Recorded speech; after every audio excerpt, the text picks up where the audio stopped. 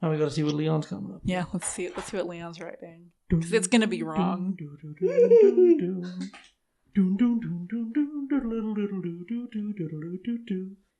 We might have to get Leon a bigger whiteboard. Okay, the grand reveal. I have a stumpy knob, just a stump, no grippage.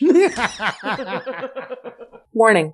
This podcast contains discussions of a frank nature. No detail will be spared. Because of that, profane language, death, gore, sexuality, violence, assault, and other horrors of reality will be discussed in full. The host will also make jokes about sensitive topics, because they love dark humor and because they are idiots. The host can and will be wrong, so please do your own research if you want to find out more about subjects discussed. Please enjoy the show.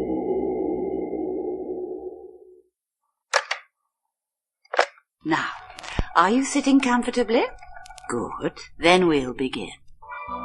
Today we had 15 homicides and 63 violent crimes, as if that's the way it's supposed to be. The atoms in your left hand probably came from a different star than your right hand. It is our basic human right to be forgotten. A second plane now has crashed into the other tower of the World Trade Center. Put chemicals in the water that turn the friggin' frogs gay. The defendant shall be incarcerated for the rest of her natural life with no possibility of parole. You are not machines. You are not cattle. You are men. We were somewhere around Barstow, on the edge of the desert, when the drugs began to take hold. Alright,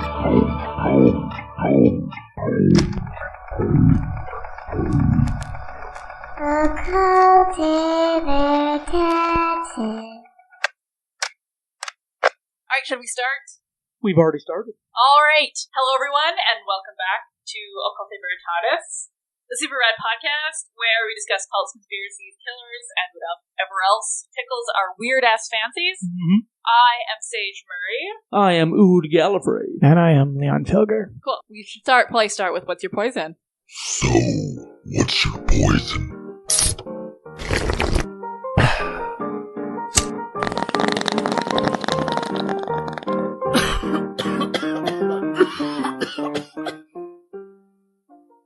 How many times have you had Fireball? I haven't had it in like 5 years, I think. What? I had it a bunch in college. Because like the girls that lived across the hall from us, like one of them always loved drinking Fireball, and it was pretty much the only thing she drank besides like vodka mudslides and all that. Alright, let's take a drink of our Fireball. Yeah, tastes like college. It's like getting throat fucked with a stick of cinnamon. No, it's good. It reminds me of Valentine's Day. Ooh, Daniel, try it. Daniel, what do you think? Bye, Daniel. She just stole Ood's glass, and we love Daniel. It's so good. It's good with root beer. I don't like those cinnamon hearts in candy form, but I think they're more tolerable in liquid form. Oh, no, it's so good. I love this stuff. I only bought this fucking bottle for Sage. I know. For her birthday. And now I'm stuck with the dregs. That's okay. I'll finish it up for you because I love it. Yeah. I like it, but I think I can go the rest of my life without ever drinking it again, so I'm going to give it a good 3 out of 10. 10 out of 10! I fucking love Fireball. I'll give it a 3 out of 10 right now, unless I'm at the Nest Creek Music Festival, which is my favorite stomping grounds, in which case it's a 12 out of 10. Yeah. Tastes like a night of mistakes. The children of God say they have very little time to get the message across. The end of the world, they believe, is coming in 20 years. Hundreds of children of members in France, Spain, Australia, and Argentina were taken from their homes. Some members charged with child abuse.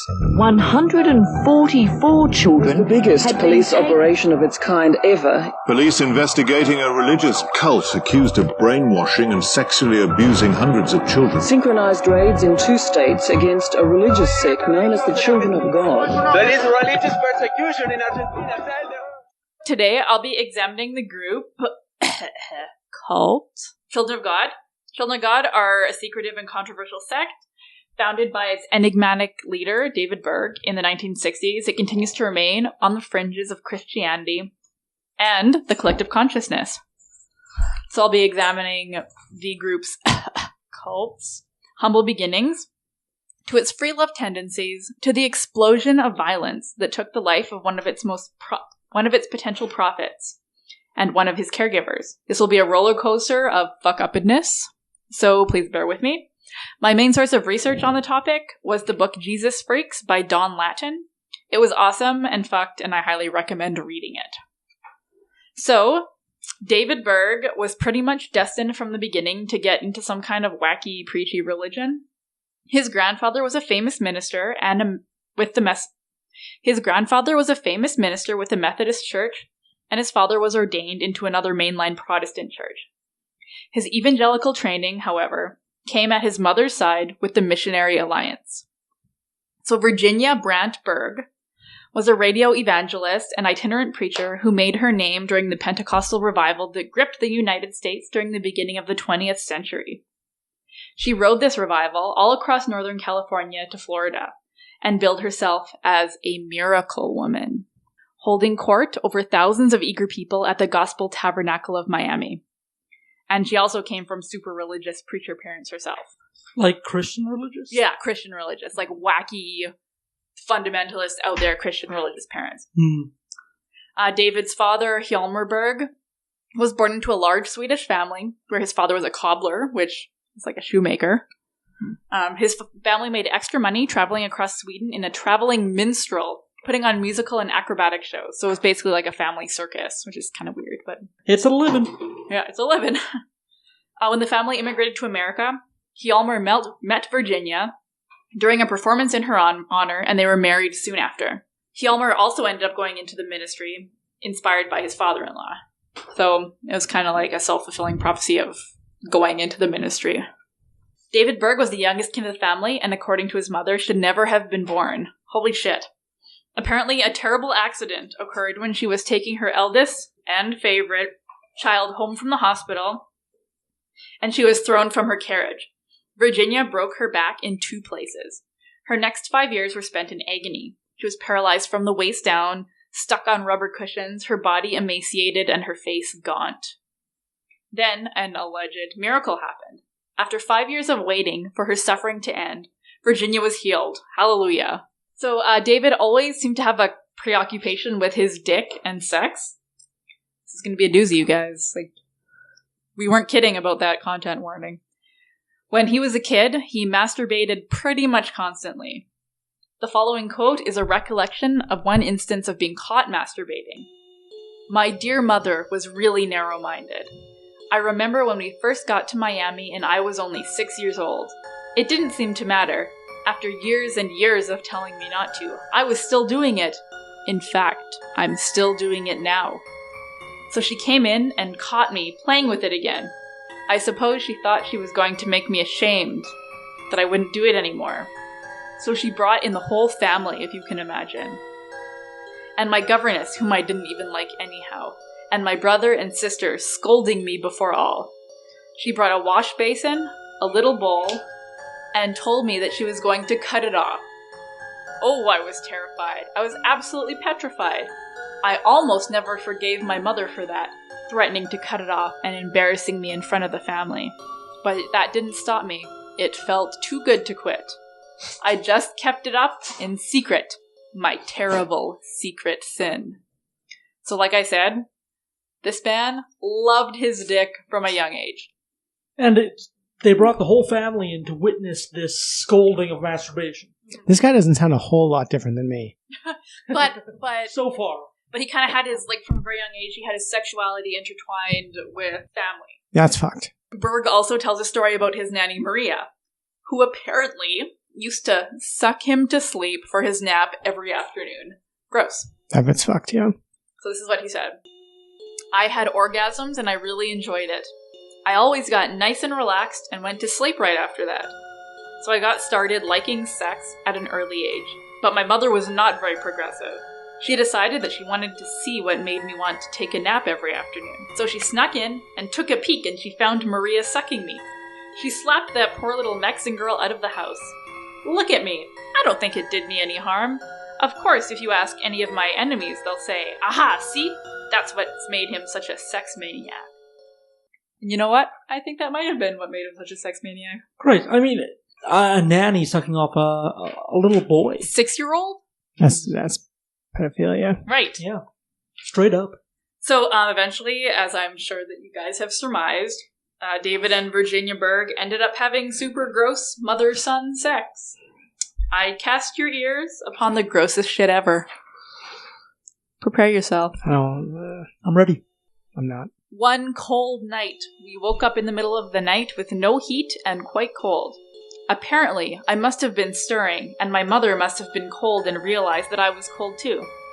So suddenly, in an almost impulsive movement, she threw her arms around me and snuggled me real tight. My back was to her at the time. I was lying on my right side and she on her right side, so that she embraced me and pulled me close against her bosom. Oh boy. That bit's normal. Yeah. So far. She tucked her knees up under my knees and wrapped her body around mine. Which now sounds like spooning. Maybe a little inappropriate for like an older kid and a mother. How old was this kid now? I don't know. Okay. My first reaction was absolute terrified shock to think that my mother would get so close to me and wrap her arms around me and her very body around mine in an almost sexual embrace. I think for the first time in my life, I had sexual feelings for my mother. And in those days, when I was quite young and very virile and potent, I can remember having her snuggled, feeling her warm, soft bosoms against my back. She had on a nightgown. A very thin nightgown. Yeah, I wasn't ready. I was not ready. Sorry. She was still a beautiful woman at 55. Charming, and although a little on the plump side, quite pretty and very attractive. And there she was with her bosoms against my back, and her arms wrapped around me, and almost her legs wrapped around me. I suddenly got quite an electric sexual jolt that I had never expected before. And I was almost immediately erect. Perhaps if I had not been so conservative and narrow-minded in my theology and religion at the time, and so absolutely frightened of my mother's seeming abandon at the moment, I might have been a little bit more responsive. Perhaps I could have satisfied us both and our tremendous sexual needs. It could have developed into a beautiful sexual relationship. So while it doesn't actually say that they did it, they totally did it. They totally did it. That's disgusting. Man, Penthouse Letters has really degraded in the last few years. Blah. Yuck. So they traveled all across America in various religious revivals for years and years, and eventually David struck out on his own and was ordained. During the war, he obtained conscientious objector status and dabbled in various Christian churches, but he was never super successful. He eventually got married and had a bunch of kids. Mama Berg died at the age of 84, which super fucked up David Berg, obviously, because he loved her. Mm-hmm. So around 1967, at the height of the hippie peace and love movement, David started the Teens for Christ Church in Huntington Beach, California. His kids would sing cool songs about Jesus and bring people into his flock. David even started conducting gross betrothal ceremonies. But yeah, David Berg basically radicalized Jesus for a bunch of young hippie people. Sit-ins, cool music, and neat slang. Revolution for Jesus. Berg let his hair and beard grow super long and started preaching the gospel of rebellion. Also, he was in his early 50s. David was a late bloomer, to say the least. Christ, I wonder what his late years or his middle years consisted of. Having sex with his mom. Yeah. Oh, geez. Mom. The whole time? Yeah. Blah. I think so. Christ. So he started off slowly. Oh, and he also had incestuous relationships with his daughters. He liked to recommend that adults masturbate children to help relax them. His daughters straight up referred to it as front rubbin'. Gross. Jesus Christ. Blah. Oh, I mean, when you have to apply a cute name to it to make it seem better, I mean, that's a good sign that it's not a good thing to do. Front rubbin'. Yeah. Blah. So in 1969, David met and began seducing a woman named Karen Zerby. Karen would end up being a main leader and religious figure in the cult. She was also like super evil. So Karen joined up with a group, which was then called Teens for Christ, which is hilarious because David is like 1,000 years old, in 1969. Trained as a stenographer, she quickly rose through the ranks and became David Berg's personal secretary. She's actually the current leader of the cult. Yeah, this cult's still around. David became super enamored with her and left his current wife, Jane, and married old Zerby. She'll come back in the story with a vengeance in part 2, so don't forget about her. So around this time, David Berg was communicating with his followers by writing letters. He published nearly 3,000 letters over a period of 24 years, referred to as the Mo letters, because he also called himself Moses David, because how big of an ego does this guy fucking have? In a letter written in January 1972, Berg stated that he was God's prophet for the contemporary world, attempting to further solidify his spiritual authority within the group. Berg's letters also contained public acknowledgement of his own failings and weaknesses. You can totally see the control that David Berg is starting to enmesh in his group of followers. So he's kind of like getting his fingers into everyone's pies. In 1972, the Children of God had 130 communities all around the world. Christ, they're a lot bigger than I thought they were. There's like it was a pretty big thing.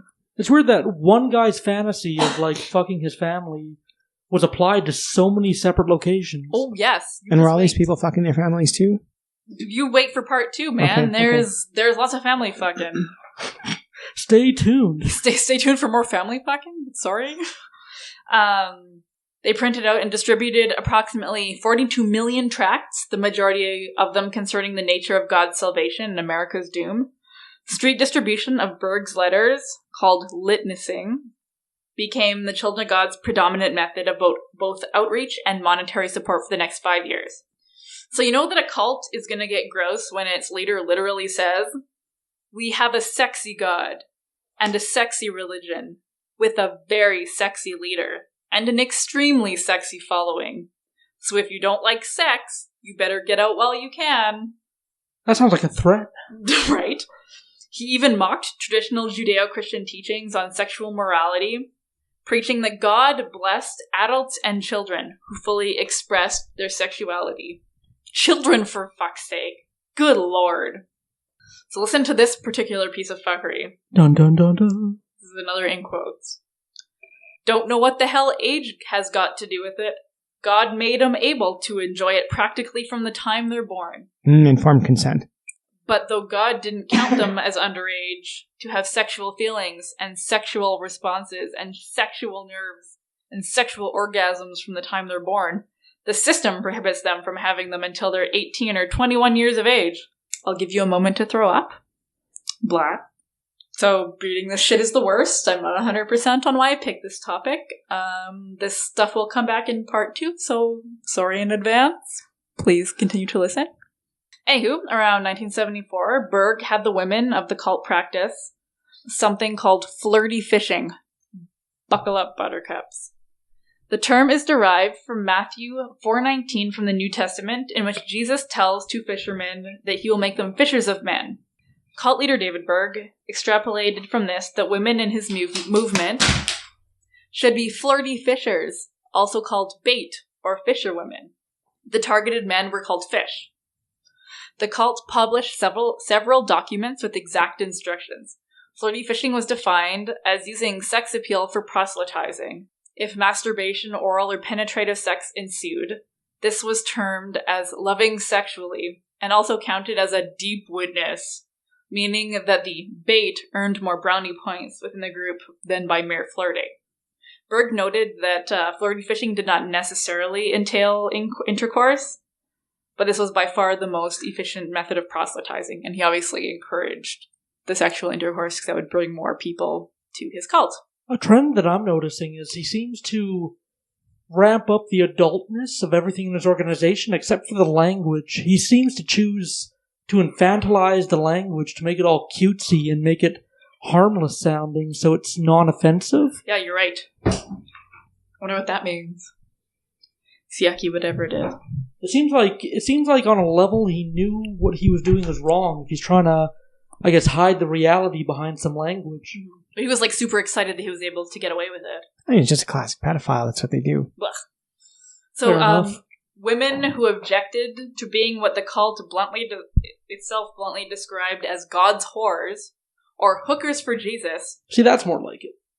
That's more adult. Were admonished to not let self and pride enter in, and reminded that their body did not really belong to them according to 1 Corinthians 16:19-20. It had been bought by Jesus through his crucifixion with a price. How fucking manipulative. A little bit. Right? After an initial phase, male members no longer partook in this drive, partially because of the cult's dismissive stance towards homosexuality, but also because Berg thought it did not pay off financially. Ew. So many of the flirty fishers had boyfriends. It was like a giant Jesus prostitution ring. Yeah, basically. Gross. Many of the flirty fishers had boyfriends, were married, or had kids. In family publications, flirty fishers and escort services, just hang on a second, I'll explain that, reported that they found their work hard, dangerous, and exhausting. How depressing and awful. Yeah, they were kind of forced to live the life of a prostitute in a time when it was more dangerous to be one. And they didn't even get to keep the money. They had to give it to Berg, who was their pimp. Christ. Ugh. So the financial benefit of flirty fishing soon led to a further denigration of the practice, from mere flirting into loving sexually to escort servicing, which they termed ESing, described as making flirty fishing pay by Berg.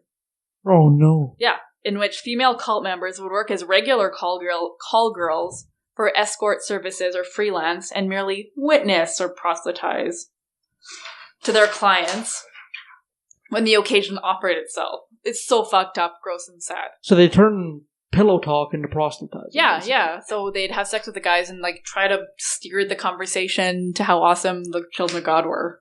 So the children of God practiced flirty fishing and escort servicing from 1974 until 1987, when it was officially abandoned in part because of the AIDS epidemic. As the women were expected to keep exact records of their fruits, or successes, a 1988 statistic showed that more than 223,000 men had been fished since 1978. Is a fish like a successful recruitment into the religion, or is it just sex happened? I think just sex happened. Okay. As the cult generally discourages birth control, the practice also resulted in a shitload of pregnancies. Which I'm sure he liked. More He did. kids for his flock. The offspring, which are termed Jesus babies by the organization. So basically, David Berg had these women so brainwashed that they would go off and have sex with random men in the hopes of them joining the cult. The most fucked up thing is that it worked. Christ. People actually joined the cult because of this. So they went out and did it without being told, so they're starting to take initiative? Yeah. Christ. Yeah. And they did it, they wanted to do it. Even though it felt yucky inside, they would do it for the good of the cult. So that's all I have for today. This story is so fucked up that I thought it was a good idea to split into a two-parter. Next time, we'll learn about the most messed up parts of this cult, Davidito, Mo letters, all that gross stuff. You'll have to tune in next time to find out more gross stuff. Alrighty, folks, that was a fucking doozy. Yeah, if you've survived through that disgusting shit, you get your Occulte Veritatis badge of honor. Good job. I'll try and find something happy for you to play you out to get you back in the mood to live a normal life again. How about Ragtime Dance by Scott Joplin? Hopefully that heals some mental wounds. Prepare for part 2 because it doesn't get any better. But it's educational, and that's always a good thing, right? Right? Anyways, catch me on the other side of the palate cleanser for the after show. I'm going to be doing some Patreon shoutouts and talking about some things we're working on behind the scenes for the podcast. Join me there.